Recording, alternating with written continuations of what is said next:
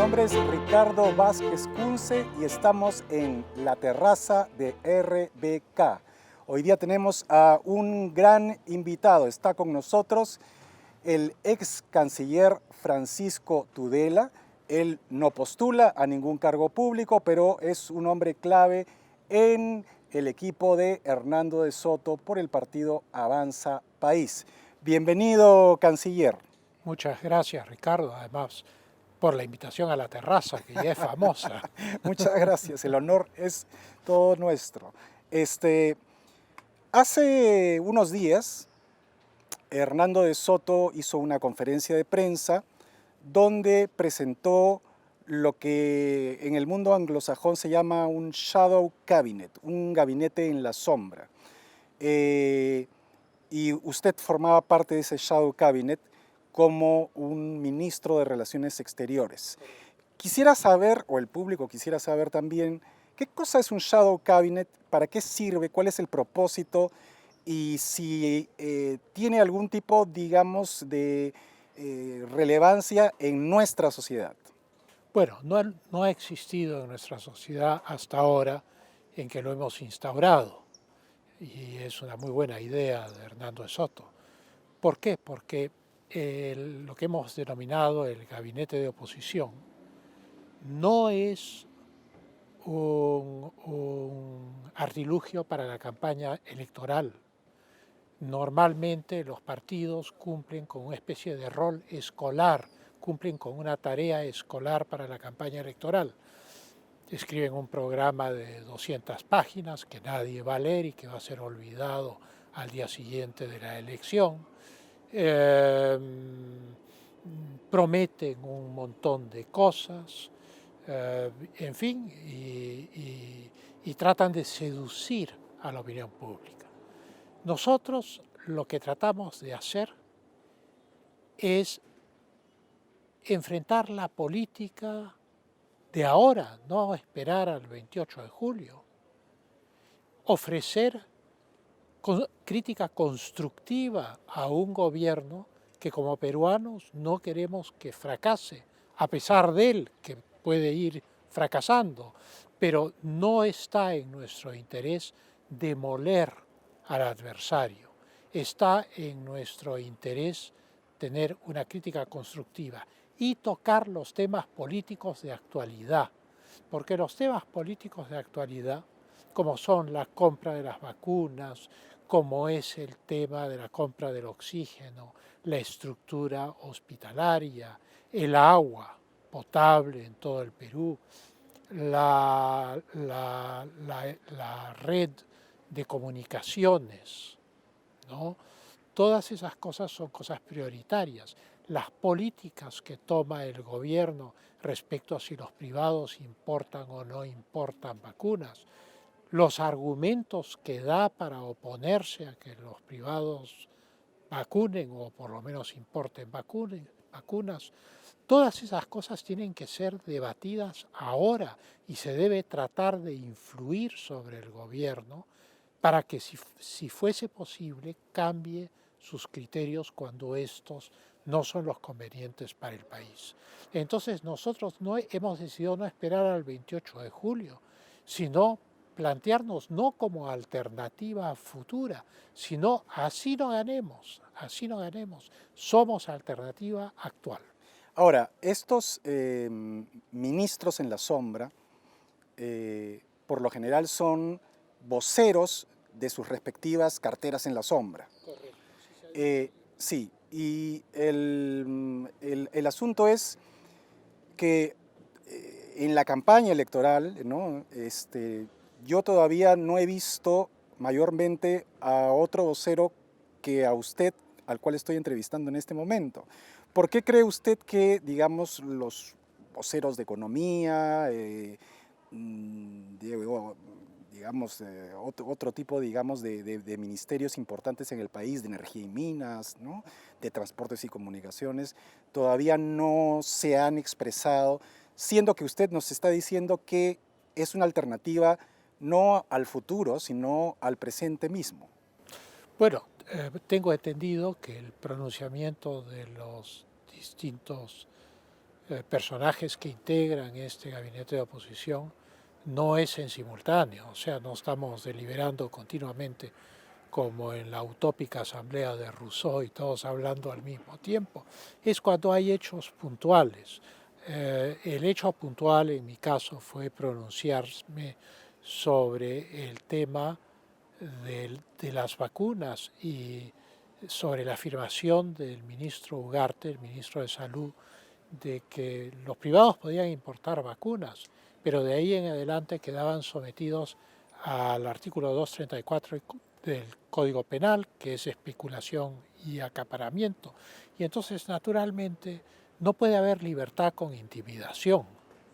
Y luego el tema de la relación con la China, puesto que el embajador Wagner, actual canciller de la República, dijo que había que tener mucho cuidado con la China, como diciendo, guarden silencio, no hagan olas. Eso nunca ha sucedido en la historia del Perú, nunca un canciller ha hecho una afirmación semejante y yo solicité que la aclare, que nos diga a los peruanos qué significa esa críptica frase, porque normalmente uno sabe que el mundo es asimétrico, que los países tienen distinta fuerza, pero eso no significa que uno como nación soberana debe abdicar a navegar entre ellos con astucia, inteligencia y buenas maneras, y no con temor. Ahora, ¿cómo ha visto usted el desempeño de Torre Tagle en todo digamos, esta situación de las vacunas? Es decir, usted dice que el ministro Wagner ha sido críptico en el sentido de no toquemos nuestras relaciones con China, hay que tener cuidado con esas relaciones. Uno podría entender que, bueno, efectivamente China es un gran inversor en el Perú, es una potencia mundial que, digamos, todo el mundo tiene respeto por China. Entonces, que Pero uno evidentemente... tiene respeto por China, uno tiene respeto por Rusia, uno tiene respeto por los Estados Unidos, uno tiene respeto por Francia o Inglaterra, pero uno no está diciendo hay que tener mucho cuidado con Inglaterra o mucho cuidado con los Estados Unidos. O sea, la ¿Cómo lo expresión ha de visto una usted? situación de vulnerabilidad es lo que es preocupante. ¿Usted cree que esa afirmación del canciller Wagner revelaba la vulnerabilidad del Perú respecto a las relaciones con China? De alguna manera eso es algo que él tiene que aclarar, porque la percepción que la opinión pública ha tenido de esta frase no es ambigua. Hay mucha preocupación por esta frase, ¿no? Eh, ¿Y usted cómo ve nuestras relaciones con China? Bueno, yo creo que es nuestro primer socio comercial, de eso no cabe duda. Casi la totalidad, sino toda nuestra agroindustria se exporta a la China. La minería también representa más del 60% de nuestras exportaciones. La China es nuestro principal cliente del mundo, pero eso tiene que también hacernos reflexionar sobre cuál debe ser nuestra actitud respecto a la China. ¿Y cuál debería ser? Bueno, yo creo que tiene que ser una actitud de independencia y de firmeza. Uno puede, digamos, proveer a la China de todo lo que necesite sin que eso requiera un hipotético condicionamiento político, por ejemplo, ¿no? ¿Usted cree que lo que ha sucedido con China ha significado un, digamos, condicionamiento político o ha habido algo peor aún? Es decir, Hay algo algo que tiene que ver con que corrupción. requiere explicaciones. Requiere explicaciones que primero no sabemos si se ha comprado la vacuna a la matriz de Sinopharm o a una subsidiaria. No sabemos cómo se ha pagado esto. Sabemos que se han producido obsequios. Así esos obsequios aparezcan como inocentes o parte de la ayuda médica, el hecho es que son obsequios valiosos en equipos hospitalarios, en vacunas fuera del lote experimental inicialmente. Y entonces todas estas cosas son anomalías. Y esas anomalías quedan puestas o digamos aumentadas por el hecho de que el único contrato que se firma es el contrato con Sinopharm y solo después empieza a debatirse y a negociarse y a buscar firmar contratos con otras firmas. Bueno, después del escándalo. Después del escándalo, sin embargo, y yo sé de muy buenas fuentes que, por ejemplo, el contrato con Pfizer estaba listo para la firma en octubre y el mismo día de la firma, en la tarde, el Estado peruano desistió de firmarlo. ¿Y eso por qué razón cree usted? No se sabe. El hecho es que habían otras opciones. Es cierto que estos contratos tienen cláusulas de confidencialidad, como lo ha señalado la primera ministra, y también tienen cláusulas, que es una cosa inusual, pero que está en todos los contratos de las farmacéuticas que producen vacunas ahora, exoneración de responsabilidad. Es decir, si a alguien le pasa algo... No es asunto de la farmacéutica. Una pregunta, canciller. Yo quisiera saber si usted es pro vacuna o no. Porque le pregunto por qué. Porque hay, digamos, en la derecha en general, ¿no es cierto?, que es variopinta, no todos piensan homogéneamente. Hay personas que, por ejemplo, han tomado como un caballo de batalla ideológico el hecho de no vacunarse, ¿no? Es decir, que son personas que son antivacuna. Y por otro lado hay personas que consideran que precisamente es una vacuna digamos, aunque experimental, como cualquier principio de vacuna que a uno lo va a proteger contra un virus. Entonces, yo quisiera saber en qué espectro se encuentra usted en ese conglomerado. Bueno, yo espero todavía no haber llegado a la situación de espectro, pero yo considero que lo de las vacunas, yo soy, digamos, a priori pro vacuna.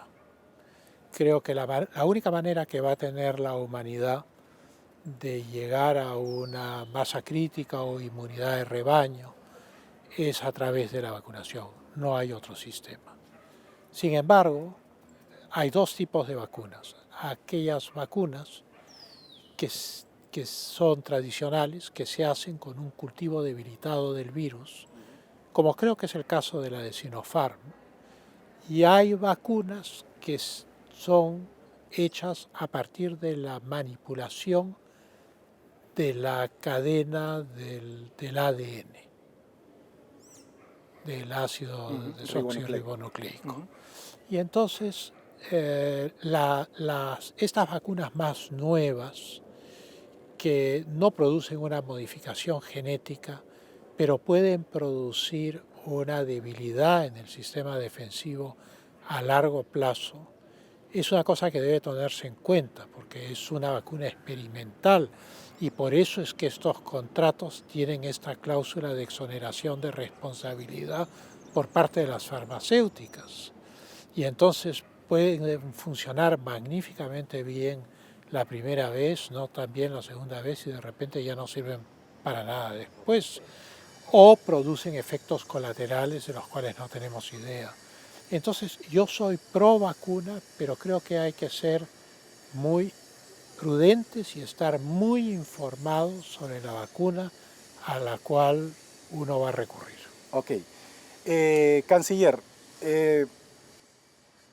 para algunos causó sorpresa, para algunos del círculo, digamos, de la derecha peruana, que usted apoyara a Hernando de Soto.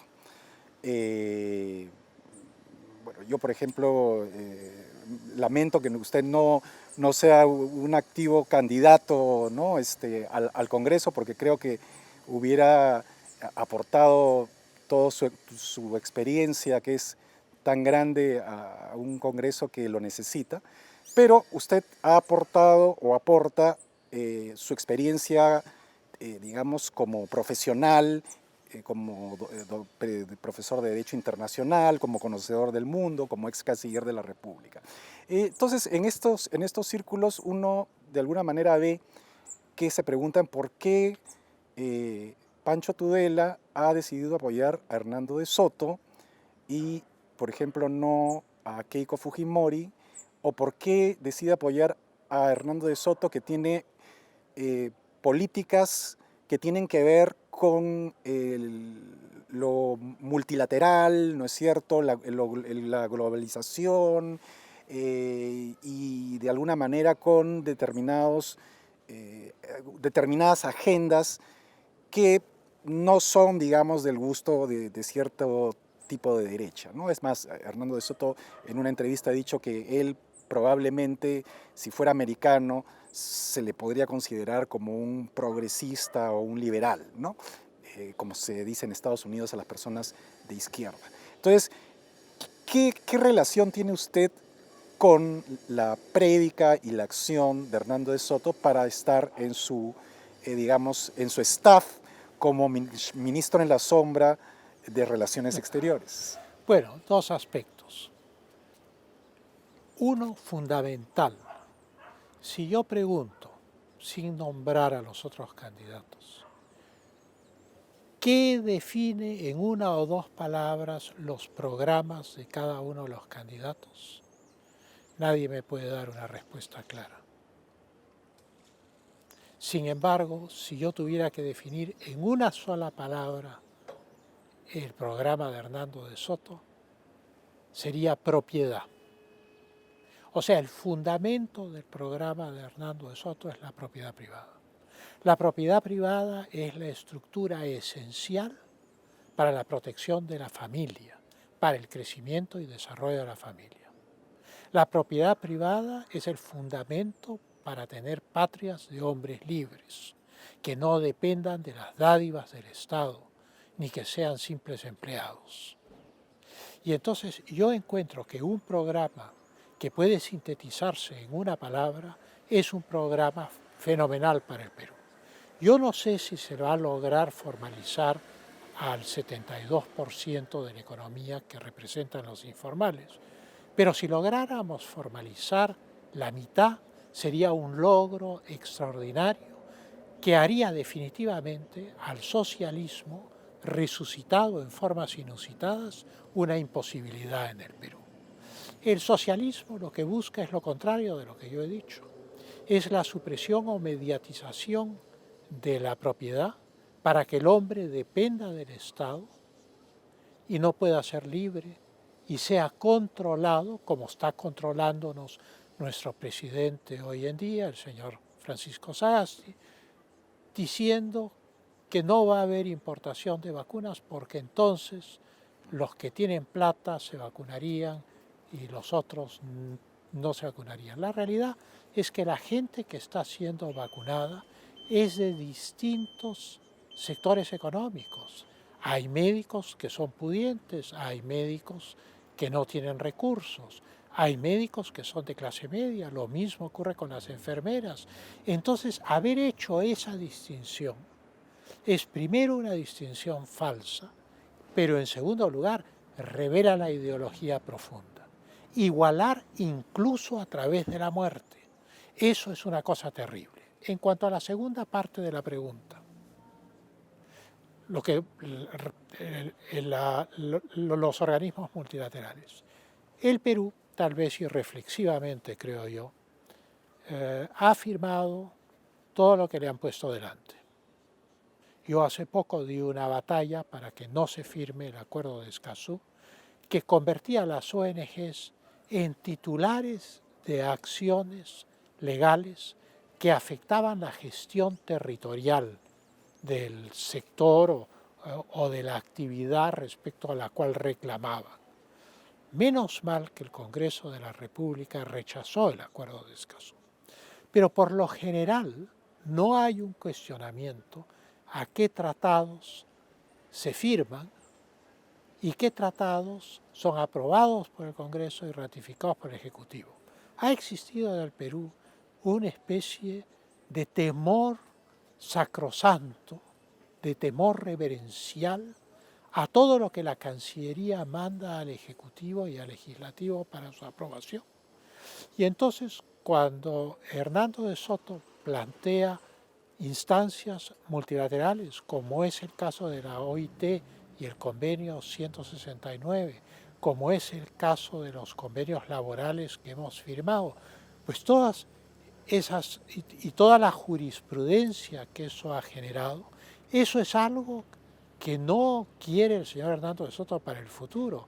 Es algo que los gobiernos del Perú hasta ahora han generado y han creado, firmando esos tratados, y los jueces sentenciando y utilizando jurisprudencia extranjera que está inspirada en esos tratados para sus sentencias nacionales, práctica que yo encuentro equivocada. Pero bueno, han insistido en esa práctica de usar la jurisprudencia extranjera para tratar de forzar la realidad peruana hacia posiciones ideológicas de carácter socialista o de carácter posmoderno, en el cual ningún respeto por la estructura sociológica de la sociedad, ningún respeto por las tradiciones, ningún respeto por la libertad individual se mantiene en pie. Entonces, cuando el doctor Hernando de Soto habla de la defensa de la economía social de mercado, él hace referencia a un gran profesor que tuvo, que es el profesor Röpke. El profesor Röpke es uno de los autores del milagro económico alemán, el consejero principal de Erhard, el ministro que desarrolló el milagro económico alemán. Y es Röpke el que acuña el término economía social de mercado. No es que por un carácter social y porque la economía es social de mercado, el Estado va a empezar a repartir dinero. Lo que Röpke quería decir, y está en un libro muy interesante de él que se llama Hacia una economía humana, es que había que proteger a la sociedad del utilitarismo extremo de un lado, o sea, de un capitalismo sin retenes que podía querer arrasar por el lucro con las tradiciones, con las creencias, con las convicciones, con la historia de una sociedad. Y por el otro lado, ese utilitarismo se manifiesta sobre todo a través de la cartelización de la economía, y lo hemos vivido acá con Odebrecht y sus aliados peruanos, y ha sido terrible, y ha producido un daño moral que es incalculable. Y del otro lado, la lucha contra el socialismo, porque Röpke dice que si se empiezan a mermar las libertades económicas, inmediatamente empiezan a restringirse las libertades individuales. No hay manera de escapar de esta relación directamente proporcional entre las libertades económicas y las libertades individuales. Y entonces la economía social de mercado lucha contra el socialismo de un lado y contra un capitalismo desenfrenado y cartelizado que lo único que quiere es lucrar sin ninguna consideración moral con una sociedad. A mí me parece que es una posición, que es la que ha recogido nuestra Constitución además, que es la posición correcta, que además corresponde a una América Latina que tiene una herencia cristiana en distintas vertientes, sean protestantes, sean católicas. Yo, por ejemplo, tengo 3 confesiones cristianas, 4 confesiones cristianas en mi familia. Por el lado de mi madre son calvinistas, son ortodoxos rusos, son ortodoxos rumanos. Por el lado de mi padre son católicos. Yo he crecido, digamos, en este ambiente ecuménico, pero veo un núcleo, por ejemplo, la idea de la persona humana, del valor de la persona humana. No le hagas al otro lo que no quieres que te hagan a ti. Estos valores pueden haberse secularizados, pero han sido insertados en nuestra cultura a través de estas creencias, y tiene que haber un respeto hacia ellas. no solo son creencias religiosas, son creencias sociales, forman ya parte de la ética individual y por lo tanto, digamos, ni el capitalismo mercantilista cartelizado, ni el socialismo son caminos que permiten que la libertad se preserve. Y la lucha es, y ahí es cuando él dice de repente, yo soy un liberal con el sentido norteamericano, lo que él quiere decir es que es esencialmente lo que caracteriza al verdadero liberal norteamericano, que es antiestado. Hay otro sector de la izquierda norteamericana que está completamente cartelizada, digamos, esta mezcla de los medios de comunicación con Hollywood, con Big Tech y Big Pharma. Eso es lo que los americanos llaman con sentido crítico la catedral, o sea, que han armado una especie de gran estructura político-arquitectónica que controla a los Estados Unidos y inculca paradigmas políticos de una sola línea política. Bueno, canciller, ha sido una conversación muy ilustrativa. Entendemos mejor ahora la posición de Hernando de Soto. Falta todavía mucho pan por rebanar para las elecciones del 11 de abril. Esperemos que todo se desarrolle de acuerdo a la idoneidad que debería tener todo proceso electoral. Y yo le agradezco infinitamente habernos ilustrado y haber estado acá con nosotros en la terraza de RBK. Yo te agradezco mucho la invitación, Ricardo, y encuentro que es una gran idea porque la terraza da un aire campestre a estas entrevistas que es necesario ahora que todos hemos estado encerrados, estar rodeados de naturaleza y de plantas. Bueno, yo te agradezco no, mucho. Muchas gracias a usted. Bueno amigos, conmigo será hasta una siguiente edición de La Terraza de RBK. No se olviden de vernos en YouTube y apretar la campanita. Hasta luego.